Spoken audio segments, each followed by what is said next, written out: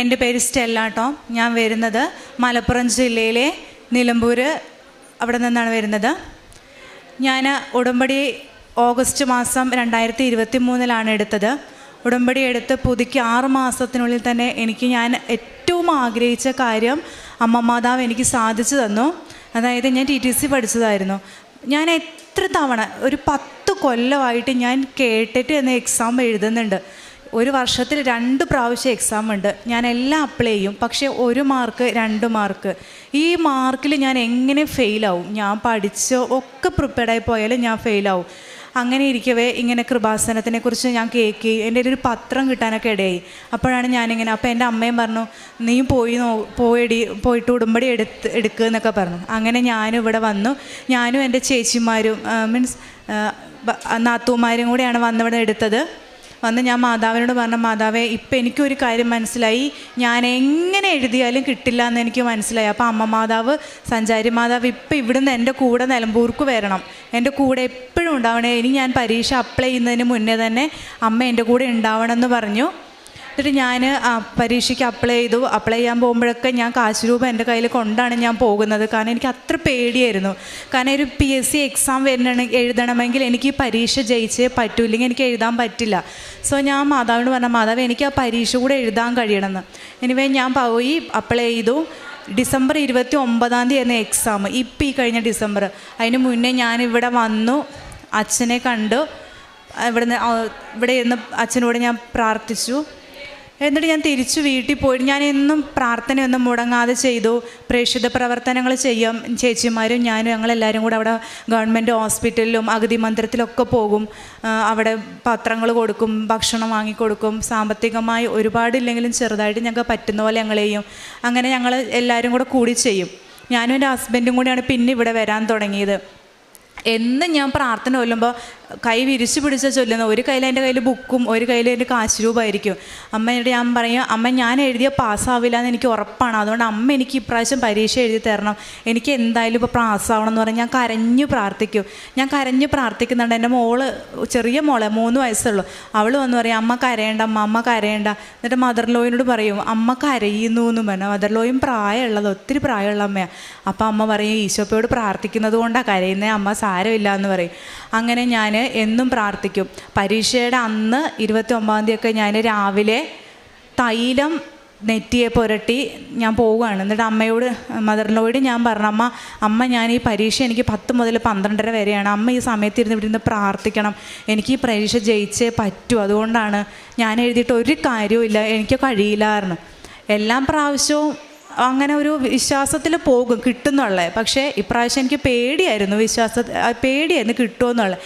അങ്ങനെ ഞങ്ങൾ പരീക്ഷയ്ക്ക് പോകുമ്പോൾ എൻ്റെ കയ്യിൽ തൈലവും ഇവിടുന്ന് വെഞ്ചരിച്ച് തന്ന ഉപ്പും ഉണ്ടായിരുന്നു, കാശുരൂപവും. ഞാൻ ആ എക്സാം ഹോളിൽ ഇൻവിജിലേറ്റർ വരുന്നതിന് മുൻപേ വീണ്ടും തൈലം എടുത്ത് കുരിശ് വരച്ചു. എൻ്റെ നെറ്റിയിൽ ഞാനിരിക്കുന്ന ടേബിളിൽ ഞാൻ കുരിശ് വരച്ചു. അതിനുശേഷം ഉപ്പ് ഞാൻ ആരും ചവിട്ടാത്ത രീതിയിൽ ഒരു കോർണറിലിരുന്ന് ഉള്ളിട്ടിട്ട് ഞാൻ മാതാവിനോട് പറഞ്ഞു, മാതാവ് ഇങ്ങനെ ഒരു പരീക്ഷ എഴുതാൻ എനിക്കിങ്ങനെ ഹോളിൽ കയറാൻ അവസരം തരരുതേ, ഇതെൻ്റെ ജീവിതത്തിൽ അവസാന പരീക്ഷ ആകണേ എന്ന് തന്നെ, ഇനി ഞാൻ വരൂല എന്നാണ് ഞാൻ പറഞ്ഞു. അങ്ങനെ ഞാൻ പ്രാർത്ഥിച്ച് പരീക്ഷ എഴുതി. ഒരു കയ്യിൽ പേനയും ഒരു കയ്യിൽ കാശ് രൂപമാണ് എൻ്റെ കയ്യിൽ. അപ്പോൾ എക്സാം എഴുതി തുടങ്ങിയപ്പോൾ എനിക്ക് ക്വസ്റ്റ്യൻ പേപ്പർ കണ്ടപ്പോൾ സന്തോഷമായി. കാരണം എനിക്ക് അറിയുന്ന ക്വസ്റ്റ്യൻ. പിന്നെ മറിക്കാൻ തുടങ്ങിയപ്പോൾ എനിക്ക് പേടിയായി. അതിൽ എനിക്ക് ഉത്തരം കിട്ടാത്തത് വന്നാൽ ഞാൻ കണ്ണടച്ചിരിക്കും. എന്നിട്ട് എൻ്റെ കയ്യിൽ ഈ കാശ് രൂപ 4 ഓപ്ഷൻ ഉണ്ടല്ലോ. അപ്പോൾ കാശ് രൂപ ഞാൻ ഇങ്ങനെ വെക്കും. ഏതേലാണോ കാശ് രൂപ ഇരിക്കുന്നത് ആ ഓപ്ഷൻ ഞാൻ ബബിൾ ചെയ്യും. അതെനിക്ക് അറിഞ്ഞിട്ടല്ല. അപ്പോൾ എനിക്ക് ഉറപ്പുണ്ട് അത് മാതാവ് തരും, എനിക്ക് ശരിയായിരിക്കുമെന്ന്.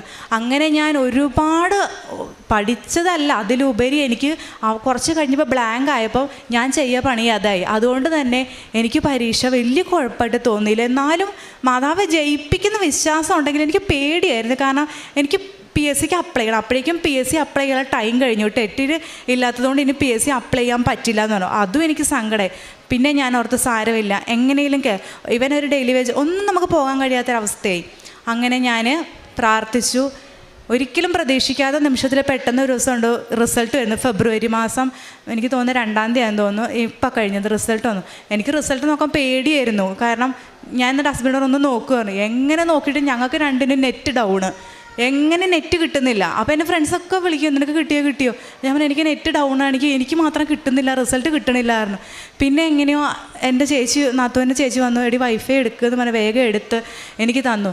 എന്നിട്ടും മാതാവിൻ്റെ മിറാക്കിൾ എനിക്കിങ്ങനെ റൺ ചെയ്യത്തേ ഉള്ളൂ. എനിക്കത് കാണാൻ പറ്റുന്നില്ല എൻ്റെ റിസൾട്ട്. പിന്നെ ഞാൻ കണ്ണടച്ചിരുന്നു, കാരണം എനിക്ക് പേടി, ഇനി എങ്ങാനും അല്ലയോ പേടി, ഉള്ളിൻ്റെ ഉള്ളിൽ പേടി. കണ്ണടച്ചിരുന്നു. ഞാൻ വെറുതെ നോക്കുമ്പോൾ ഞാൻ കണ്ട റിസൾട്ട് ക്വാളിഫൈഡ് എന്നാണ്. ഞാൻ ഓടി മാതാവിൻ്റെ, ആരോടും പറഞ്ഞില്ല, ഓടി മാതാവിൻ്റെ അടുത്ത് പോയി മാതാവിൻ്റെ മുൻപിൽ ഇരുന്ന് ഞാൻ പ്രാർത്ഥനയും ചൊല്ലി ഒത്തിരി നന്ദി മാതാവിന് പറഞ്ഞു. അങ്ങനെ ഞാനപ്പം പറഞ്ഞിരുന്ന മാതാവേ, എനിക്ക് പരീക്ഷ ജയിച്ചാൽ ഞാൻ ഇവിടെ വന്ന് സാക്ഷ്യം പറഞ്ഞോളാം എന്നുള്ളത്. അതുപോലെ തന്നെ പള്ളിയിൽ പ്രേക്ഷിത പ്രവർത്തനം ഞാൻ പത്രം വിതരണം ചെയ്യും. കഴിയുന്നത് പോലെയൊക്കെ ഞാൻ മറ്റുള്ളവരെ സഹായിക്കാനൊക്കെ ശ്രമിച്ചിട്ടുണ്ട്. പള്ളിയിലാണെങ്കിലും എനിക്ക് പറ്റുന്ന സമയങ്ങളിലൊക്കെ ഞാൻ പള്ളിയിൽ പോകും. എനിക്ക് ഏറ്റവും വലിയ മടിയെന്ന് പറഞ്ഞാൽ സത്യം പറഞ്ഞാൽ കുമ്പസാരിക്കുക എന്നുള്ളതാണ്. അതെനിക്ക് ഇച്ചിരി മടിയുള്ളൊരു കാര്യമായിരുന്നു. എങ്കിലും ഈ ഉടമ്പടി എടുത്തതിന് ശേഷം എനിക്ക് ഒരു ദിവസം വെറുതെ തോന്നി, ഇനി എനിക്ക് അങ്ങനെ ആവാൻ പാടില്ല, പോയി കുമ്പസാരിക്കണം എന്നുള്ളത്. ഞാനത് പിന്നെ പ്രോപ്പറായിട്ട് തന്നെ അതും ചെയ്യാൻ തുടങ്ങി, തെറ്റിക്കാതെ കുമ്പസാരം തുടങ്ങി, പള്ളിയിൽ പറ്റുന്ന പോലെ പോകാൻ തുടങ്ങി. പിന്നെ എനിക്കിപ്പോൾ എന്തെങ്കിലും വിഷമം വന്നാൽ അപ്പം ഞാൻ കാശ് രൂപ എടുത്ത് അതെൻ്റെ കയ്യിൽ എപ്പോഴും ഉണ്ടാവും, മുറുകെ പിടിക്കുക. എനിക്ക് എന്തെങ്കിലും പേഴ്സണലി ആയിട്ട് സങ്കടം വന്നാലും ഞാനത് കൈ പിടിക്കും. അതുപോലെ എൻ്റെ ചേച്ചിക്ക് UK പോകാൻ വേണ്ടി ഇൻ്റർവ്യൂ നടന്നു. ഫസ്റ്റ് ഇൻ്റർവ്യൂ ചേച്ചി ഫെയിലായി. അപ്പോൾ ചേച്ചി പറഞ്ഞിട്ട് പ്രാർത്ഥിക്കണം കേട്ടോ. അപ്പോൾ ഞാൻ പറഞ്ഞു ചേച്ചി പേടിക്കണ്ട, ചേച്ചി പ്രാർത്ഥന വിളിക്കുമെന്ന് പറഞ്ഞാൽ അമ്മ മാതാവിൻ്റെ പ്രാർത്ഥനയൊക്കെ ഞാൻ അയച്ചു കൊടുത്തു. അപ്പോൾ കുറച്ച് ദിവസം കഴിഞ്ഞപ്പോൾ റിസൾട്ട് വന്നു, ചേച്ചി പാസ്സായി എന്ന് പറഞ്ഞു, UK പോകാൻ റെഡി ആയി എന്ന് പറഞ്ഞു. അങ്ങനെ ചേച്ചിയുടെ പേപ്പർ വർക്ക് കഴിഞ്ഞു. പോകാൻ നേരത്ത് ഞാൻ എൻ്റെ കയ്യിൽ കുഞ്ഞി കാശ് രൂപ ഉണ്ടായിരുന്നു. ആ കാശ് രൂപ ഞാൻ ചേച്ചിക്ക് കൊടുത്തിട്ട് പറഞ്ഞു, ഇത് കൈ പിടിച്ചോ, എന്ത് സങ്കടം ഉണ്ടെങ്കിലും എന്തെങ്കിലും വന്നാലും ചേച്ചി ഇത് കൈ പിടിച്ചു, പ്രത്യേകിച്ച് എക്സാം ചേച്ചിക്ക് എന്തെങ്കിലും ബുദ്ധിമുട്ടുണ്ടെങ്കിൽ ഇത് കൈ പിടിച്ചാൽ മതി പറഞ്ഞു. ചേച്ചി ഇപ്പം UK സുഖമായിട്ട് സന്തോഷത്തോടെ ജീവിക്കുന്നു, സുഖമായിട്ട് ഇരിക്കുന്നു. എനിക്ക് ഇത്ര അനുഗ്രഹം തന്ന, എനിക്ക് ആർക്കും ഇത് വലിയ അനുഗ്രഹമല്ല, പക്ഷേ എനിക്ക് എൻ്റെ ആ എക്സാം പാസ്സായതുള്ള അത്ഭുതമാണ്, ഭയങ്കര മിറാക്കിളാണ്. കാരണം ഒരുപാട് മാർക്കിനല്ലല്ലോ, ഒന്നോ രണ്ടോ ഇതിനപ്പുറം പോവില്ല. അങ്ങനെയാണ് ഞാൻ ഫെയിലായിക്കൊണ്ടിരുന്നത്. അതുകൊണ്ട് തന്നെ ഈ പരീക്ഷയ്ക്ക് എനിക്ക് വിജയിക്കാനും, അത് മാത്രമല്ല PSC ബ്ലോക്ക് ചെയ്തിട്ടുണ്ടായിരുന്നു, ഇനി അപ്ലൈ ചെയ്യാൻ പറ്റുന്നുണ്ടായില്ല, ഡേറ്റ് അവർ നിർത്തി വെച്ചിട്ടുണ്ടായിരുന്നു. പക്ഷേ ഒരു 3-4 ദിവസം, മേ ബി ഒരു 1 വീക്കിന് മുന്നേ PSC വീണ്ടും ആ സൈറ്റ് ഓപ്പൺ ചെയ്തു. എനിക്ക് ആ സർട്ടിഫിക്കറ്റ് കിട്ടിയതിൻ്റെ അന്ന് തന്നെ എനിക്ക് അപ്ലൈ ചെയ്യാനും പറ്റി. ദൈവം അനുഗ്രഹിക്കുകയാണെങ്കിൽ, മാതാവിൻ്റെ കൃപയുണ്ടെങ്കിൽ എനിക്ക് അടുത്ത മാസം 20-ാം തീയതി എനിക്ക് എക്സാമും എഴുതാൻ പറ്റും. അങ്ങനെയാണെങ്കിൽ ഞാൻ വീണ്ടും മാതാവിൻ്റെ അടുത്തേക്ക് വരും. അമ്മ മാതാവ് തന്ന ഈ അനുഗ്രഹത്തിന് ഒരുപാട് നന്ദി. നിന്നെക്കുറിച്ചൊരു പദ്ധതി എൻ്റെ മനസ്സിലുണ്ട്, നിൻ്റെ നാശത്തിനല്ല ക്ഷേമത്തിനുള്ള പദ്ധതി. ഈ മകളുടെ അനുഭവ സാക്ഷ്യത്തിൽ തൻ്റെ കേറ്ററ്റ് എക്സാം 10 കൊല്ലമായി എഴുതാൻ തുടങ്ങിയിട്ട്, ഒരു കൊല്ലത്തിൽ 2 പ്രാവശ്യം എക്സാം. അപ്പോൾ തന്നെ ഇവിടെ നമുക്ക് ഉടമ്പടിയുടെ പ്രധാനപ്പെട്ട ഘടകമായ സമയച്ചുരുക്കം, അതായത് എന്തുകൊണ്ടാണ് ഈ ഉടമ്പടി എടുത്ത് പ്രാർത്ഥിക്കുമ്പോൾ നമുക്കിങ്ങനെ നമ്മുടെ നിയോഗങ്ങൾ, അതായത് നമുക്ക് വർഷങ്ങളായിട്ട് നടക്കാത്ത കാര്യങ്ങളൊക്കെ എന്തുകൊണ്ടാണ് സാധിച്ചു കിട്ടുക? എനിക്ക് കുമ്പസാരിക്കാൻ മടിയായിരുന്നു. ഈ മകൾ പറഞ്ഞ കാര്യമാണ്. ഓരോരുത്തരുടെയും ജീവിതത്തിൽ ഇങ്ങനെ നമ്മെ പുറകോട്ട് വലിക്കുന്ന കുറേ കാര്യങ്ങളുണ്ട്. നമുക്ക് കർത്താവിലേക്ക് അടുക്കുവാനായിട്ട് വിശുദ്ധിയിൽ വളർന്ന് സ്വർഗം നേടുന്നതിന് നമ്മെ പുറകോട്ട് വലിക്കുന്ന കുറേ കാര്യങ്ങൾ, അതിൽ മാറ്റം വരുത്തുമ്പോഴാണ് ഇവിടെ ഉടമ്പടി വർക്കൗട്ട് ചെയ്യുന്നത്. അതുകൊണ്ടാണ് ബഹുമാനപ്പെട്ട VP ജോസഫ് അച്ഛൻ പറയുക, ഇൻവെസ്റ്റ്മെൻറ്റ് വേണമെന്ന്. ഇവിടെ നമ്മുടെ ഓരോരുത്തരുടെയും ജീവിതത്തിൽ ഇന്നിവിടെ നല്ല തിരക്കാണ്. ഉടമ്പടി എടുക്കാൻ ഒത്തിരി പേരുണ്ട്.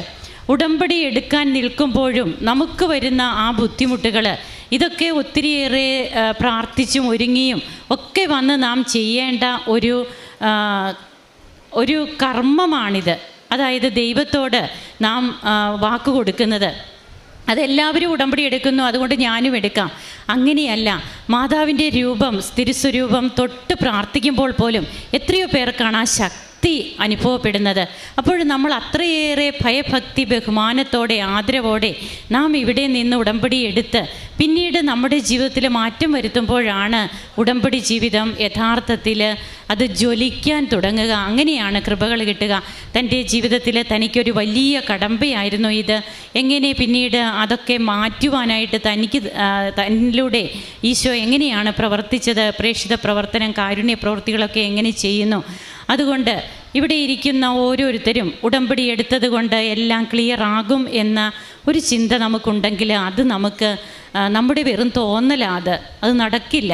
അതുകൊണ്ട് ഉടമ്പടി എടുത്തത് കൊണ്ടല്ല ഉടമ്പടി ജീവിതം നയിക്കുന്നത് കൊണ്ടാണെന്ന് നമുക്ക് പൂർണ്ണമായും വിശ്വസിക്കാം. സത്യസന്ധതയോടെ ഈശോയുടെ മുമ്പിൽ വ്യാപരിക്കാം.